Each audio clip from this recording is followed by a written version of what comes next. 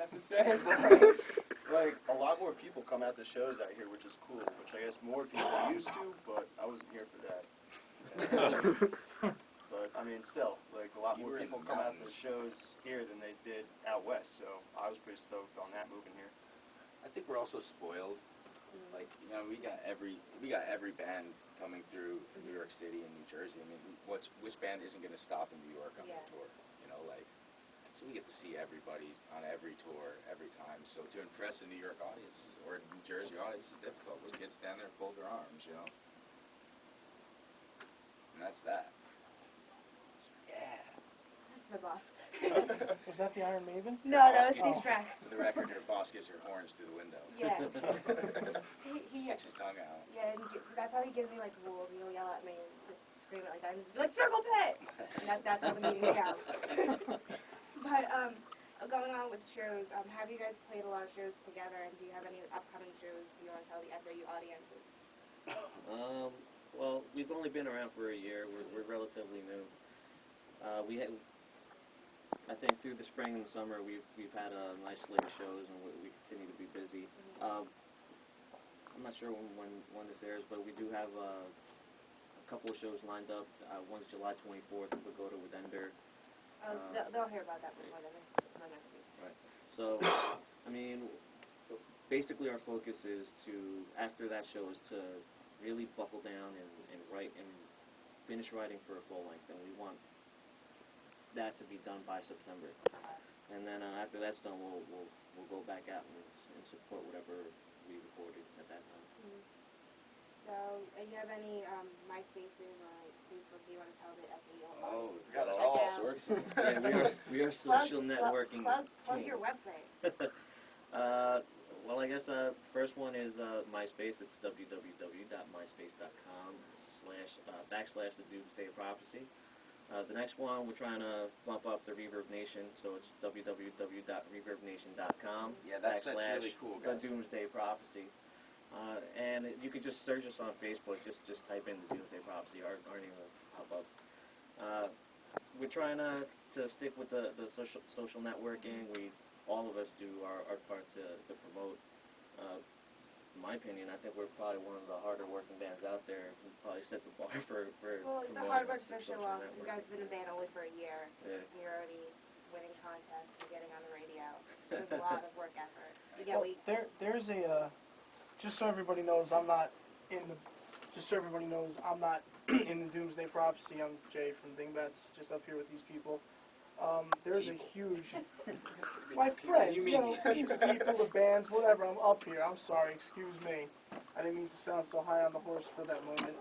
I love you guys, but there's a huge history with the band members in this band, of musical history. You guys should tell everybody about that history, because it's very interesting, as I've done my research on it before, as far as band members go, with bands you guys have been in separately from this band that led up to this band. It's an interesting story. Yeah. This is certainly not our first time down at SRU, actually. Oh, really? Me and Loki played in a band called Gotham Road. We had 2004 or 2005. We had won a whole lot of contests here at SRU. Michael Grace and the Misfits was our singer. Oh, wow. I've met him. We were the #1 requested band for like 4 or 5 weeks or something on the charts, and then we sat in the top 10 for like 3 weeks. I mean, we beat like it was so awesome for us. We beat like every band on the charts that we listened to except for Perfect Circle. Perfect Circle put out a new record that year, and we couldn't top them for nothing. We were beating Life of Agony. We were beating like all this stuff we were listening to.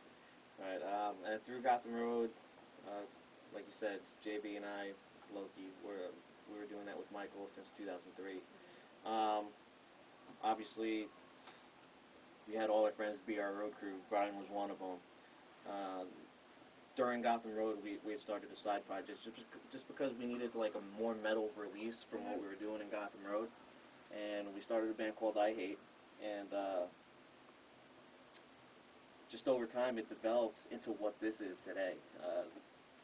More or less. Yeah, more or less. It started off with a couple of members, Germs, and I think Paul Lifeless was playing drums for us.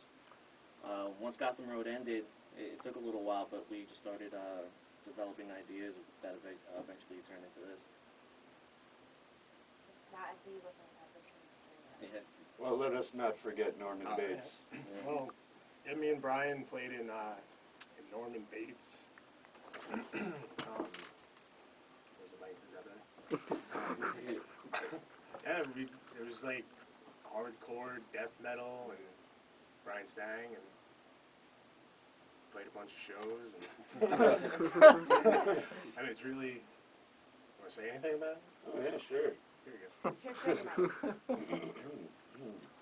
It was, Norman Bates was a pretty intense adventure, to say the least. Nobody liked us. But you guys were good. Yeah, we no, liked ourselves. we liked ourselves. That was what really counted. Now Yeah. the grieving process liked us. Yeah, they did. They were cool. Did anyone else like you? Not really, no. But like everybody would book us, but like they wouldn't even be there to watch us. Yeah. You know, like they'd be like, "Oh, you guys, I'm psyched to see you." There's like 4 people inside of main stage. Like the grieving process is those 4. Yeah. So that's how New Jersey shows have changed also. Yeah. Because if you book a show at like main stage, you would think you would have like a suitable build to hold up the venue, but no. No, that doesn't happen. Yeah. We're kind of like a melting pot of Gotham Road and Norman Bates.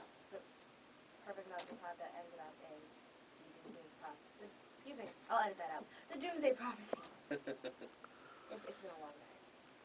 She didn't get her Pantera for lunch. No, I didn't get my Pantera for lunch. I'm gonna be very upset until I get it. Vinny I'll Paul cook you makes the lunch. sandwiches. Yeah. You know what's rare too? And I guess with this band, I read a lot about how bands form, and there's not a lot of bands that have a lot of childhood or like longtime friends in the band. Yeah. You know what I mean? And we've all been together for Camaraderie. we've had a crew for 15 years, All of us and have known each other for like 10, 14 years. yeah, and 10, 14. I think I've known you for 14 years. so I mean, I don't really see a lot of bands having that kind of tightness. Yeah, we're tight as a group, and I think that helps us when we're writing and playing on stage and being that tight with each other, knowing each other for such a long time. I think that definitely helps. There's nothing that's going to pop up in this band that's going to really break us up or get us fist fighting. I was going to say fist pumping. Well, we'll definitely fist fight, but we'll get over it after we're done fighting. Yeah, Because that's what a family does. That's right. And true bands should be like a family and not just some guys you get sick of after like 2 years. Which is another problem with the team. Yep. So, it's been about, I don't know. I don't even know how long it's been. But gotta get to the next band. Thank you guys for coming up. Shout out your social networks one more time for the lovely, lovely listeners. All right, MySpace is www.myspace.com/The Doomsday Prophecy, and we really want to push Reverb Nation, so check us out at www.reverbnation.com/The Doomsday Prophecy. Basically, we have every song available on Reverb Nation. There's 4 that you could just, when you visit the website, you could just hear the 4, and if you become a fan of the band, you could hear the other 2 that we have available online. And that's really all the music that we've recorded. End of the summer, beginning of the fall, we're probably going to have enough material for a full length.